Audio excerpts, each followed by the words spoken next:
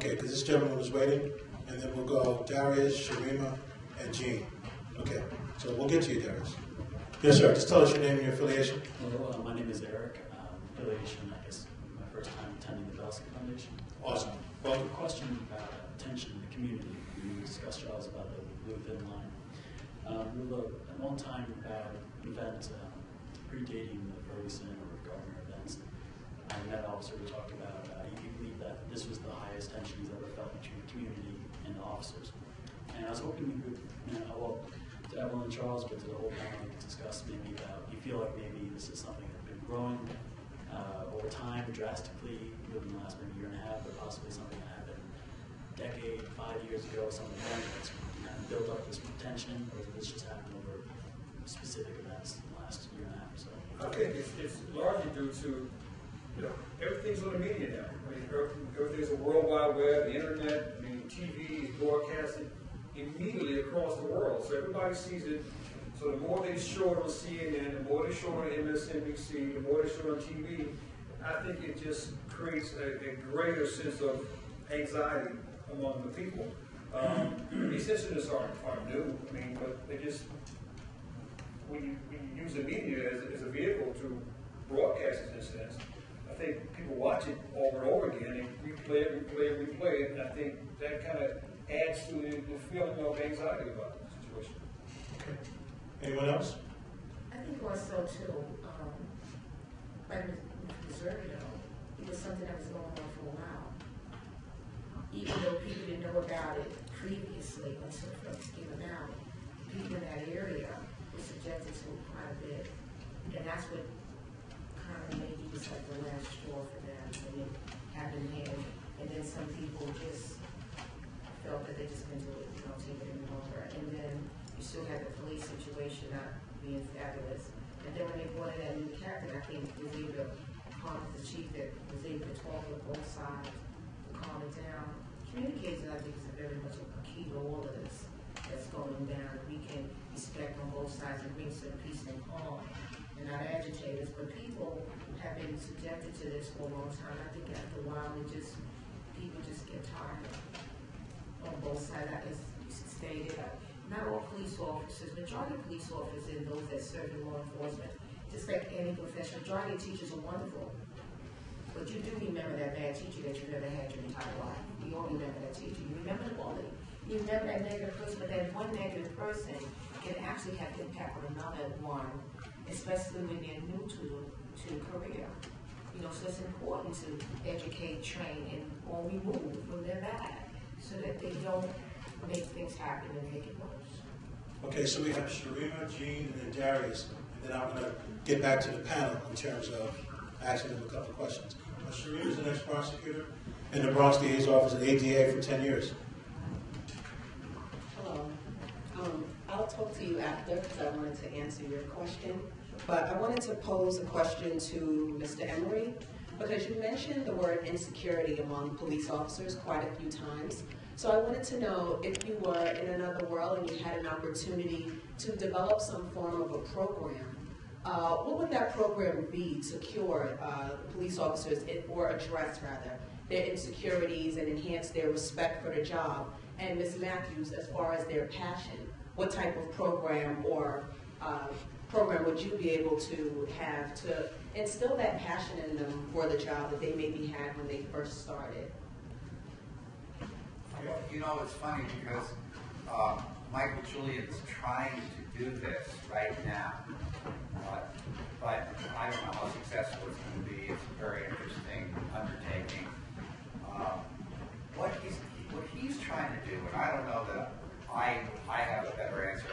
I'm not an expert at this at all. I can only sort of call on my own life experience to think of what supports people in life and makes them feel competent and respected and secure. But what he's trying to do is something interesting. And my wife is an actress and a director, and she actually believes in this process that I'm about to tell you. And that is, if you teach people to act professionally, if you teach them how to behave when they are in these interactions, they soon see that that can be successful, and then they become the way they're acting. It works from the outside in. It's just like the cool kid in high school, right? If you act cool, pretty soon you are cool. You're just it doesn't.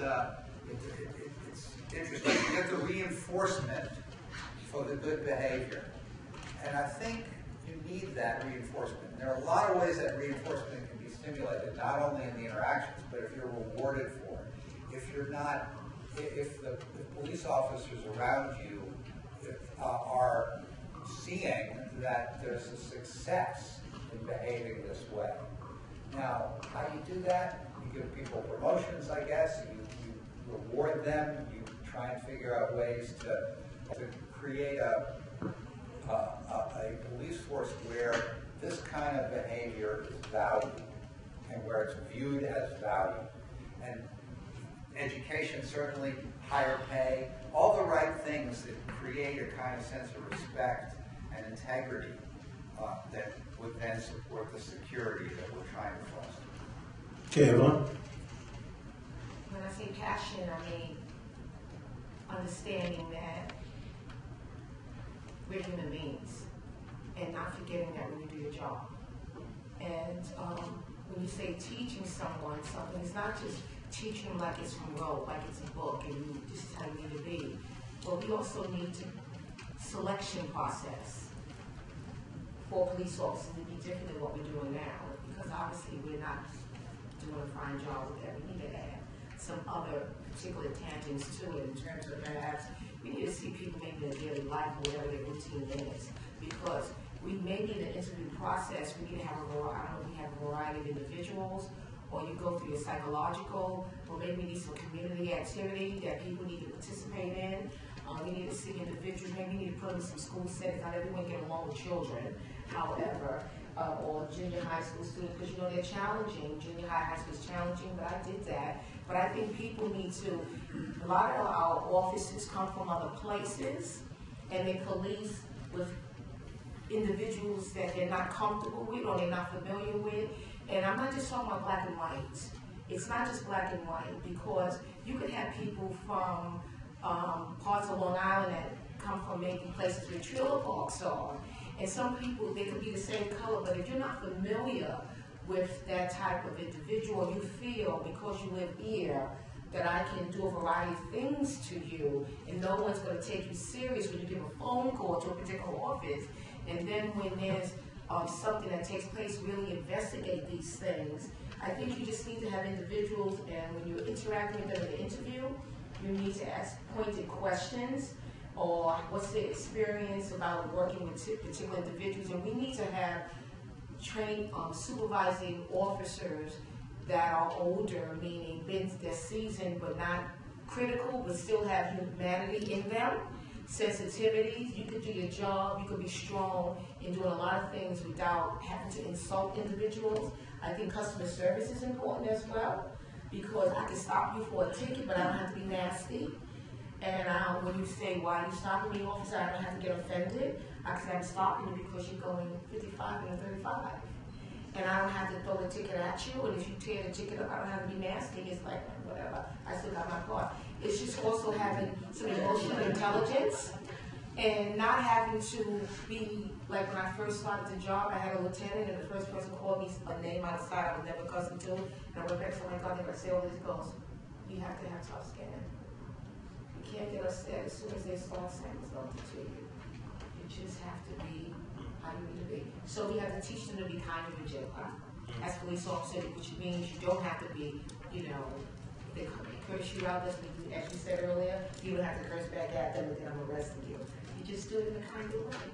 So what's the difference between being aggressive and being assertively friendly? Yeah. There's a difference. Okay, we have Jean and then we have Darius. Jean, you had a question? And we're running out of time, folks. Here's the good news, and Daniel will mention this later. We're going to do some testimonials afterwards. So folks, if you have a strong comment you want to make, we can also record that as well, because again, we want to be mindful of the time. Gene, you had a question? Gene Carroll at the Cornell University School of Industrial and Labor Relations. At Cornell, I direct the Union Leadership Institute, and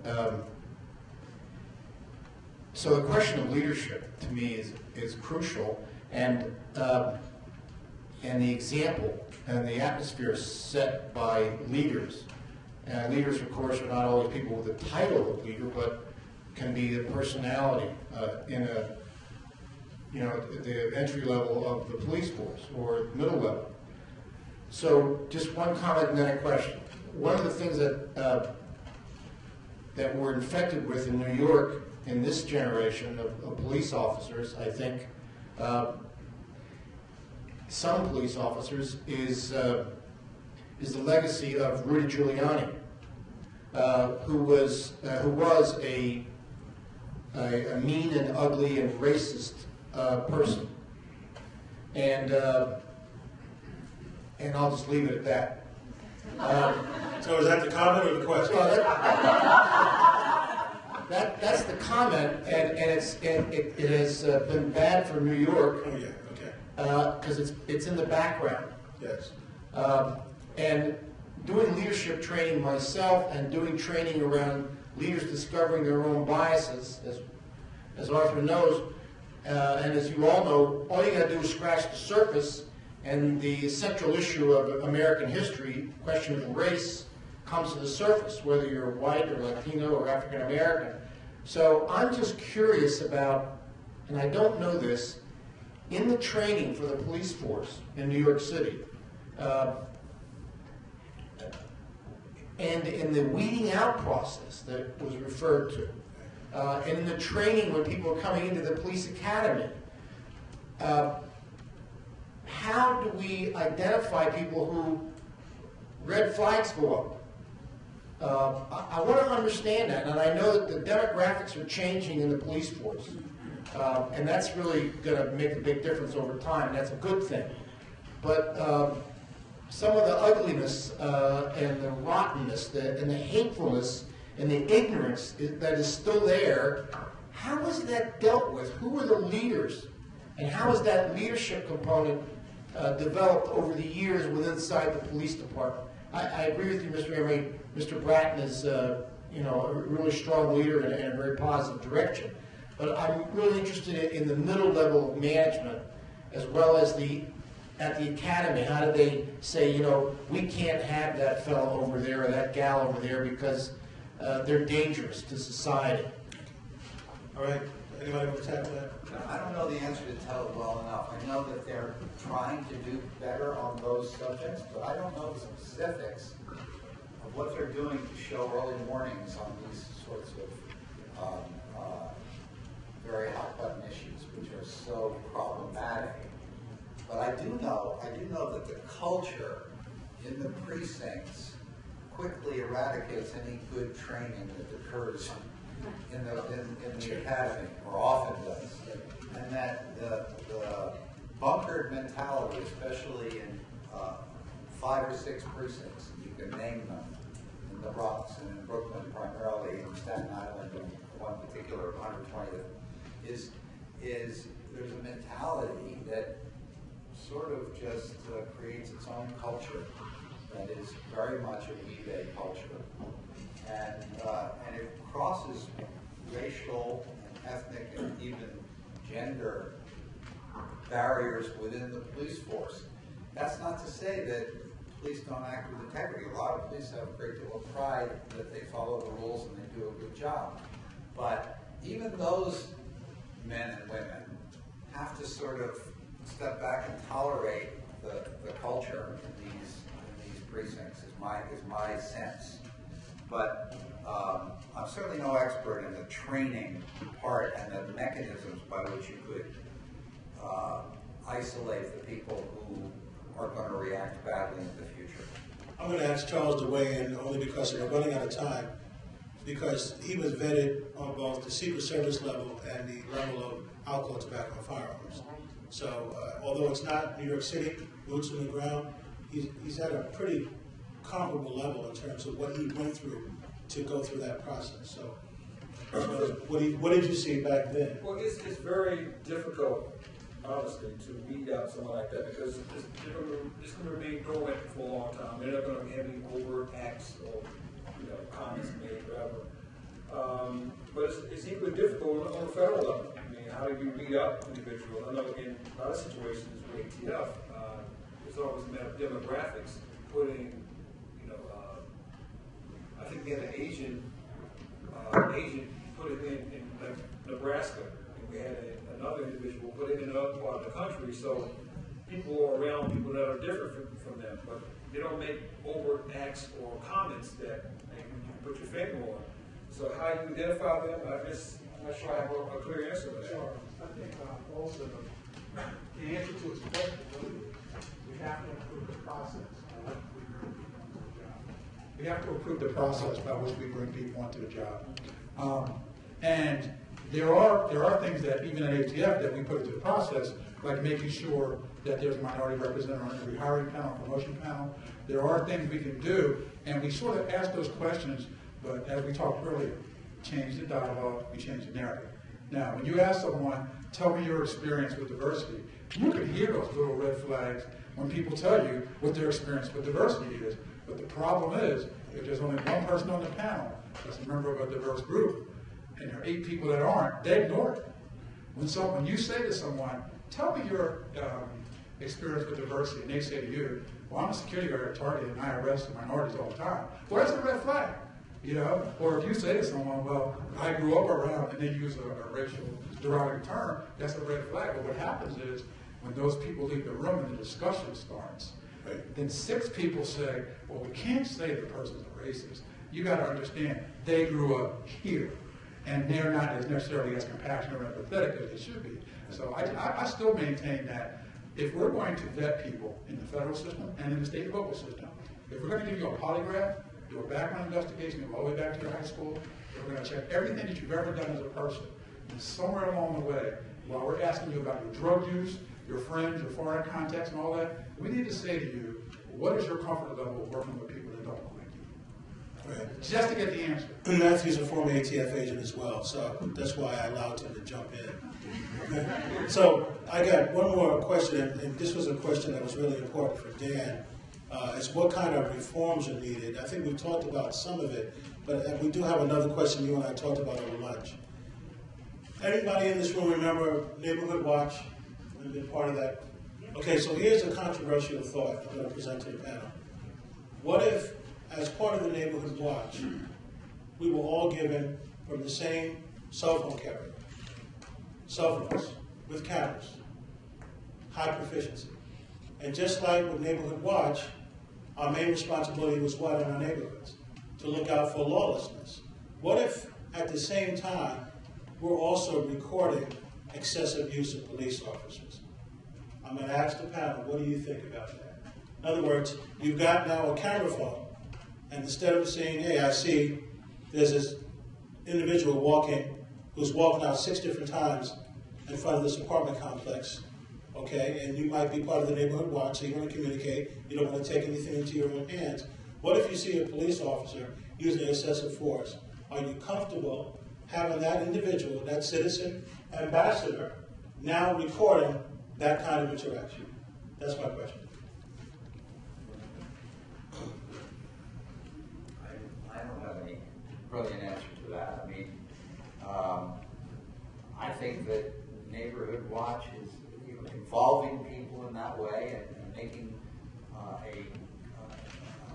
the whole community aware of what's going on is going to be very, very useful and a very good thing. Even if they're recording police using excessive force? Well, the fact is that the body cameras are going to be, there's more and more video on all of these incidents.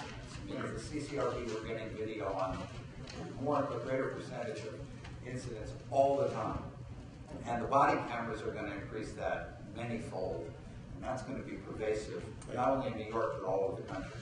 So I don't think that that's a new thing. The interesting question I have that makes me, what I think of when you ask this question is, what if we had a draft in neighborhoods where people had the Neighborhood Watch was kind of like a quasi-police force. That's right.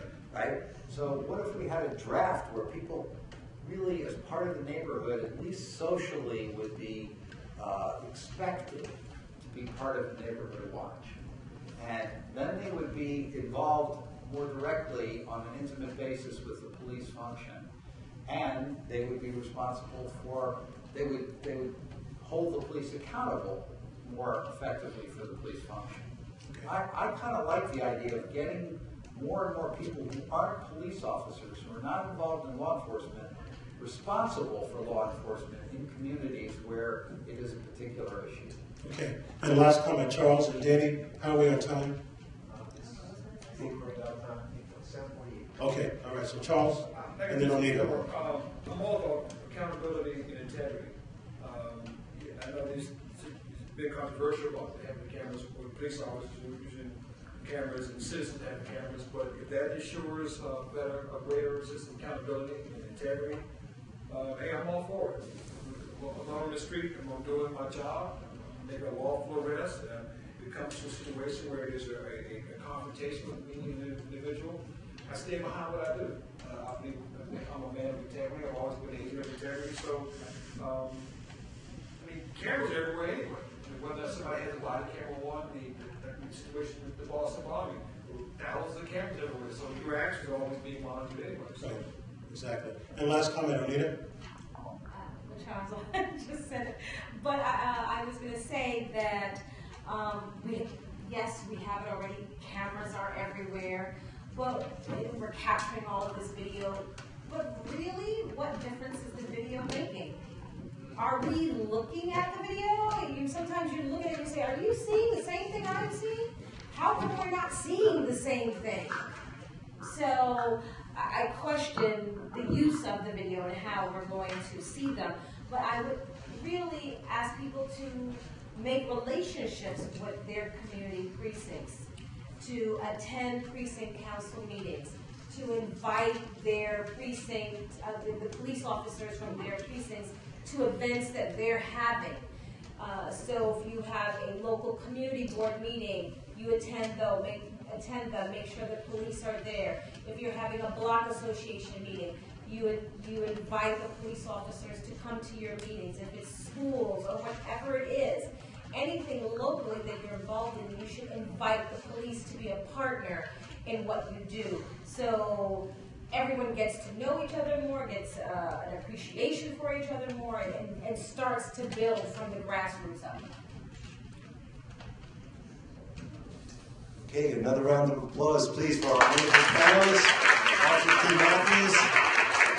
And I apologize that we've run out of time, but as Arthur mentioned before, those of you who would like to speak or give your reactions or give a testimonial, we'll be taking them right up here afterwards. You could register with Perry in order.